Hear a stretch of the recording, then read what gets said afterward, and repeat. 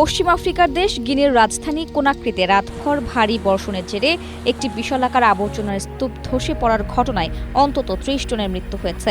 রবিবার ভোরের দিকে দুর্ঘটনা ঘটে বলে জানায় এপি নিউজ। প্রতিবেদনে বলা হয়, রাত ২টার দিকে শুরু হওয়া ভারী বৃষ্টিতে কোনাক্রির বৃহত্তম ল্যান্ডফিল দার এস সালামের আবর্জনা ধুয়ে যায় এবং এর ফলে সৃষ্ট ধসে পার্শ্ববর্তী বস্তি ঘরগুলো চাপা পড়ে।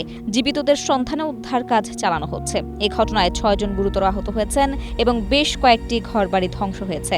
সংশ্লিষ্ট প্রশাসনের মতে, শহরের বৃহত্তম এই উন্মুক্ত বজ্র ফেলার স্থানটি রবিবার বন্ধ করে দেওয়ার কথা ছিল এবং ল্যান্ডফিলটির আশেপাশে বসবাসকারীদের উচ্ছেদের নোটিশ দেওয়া হয়েছিল।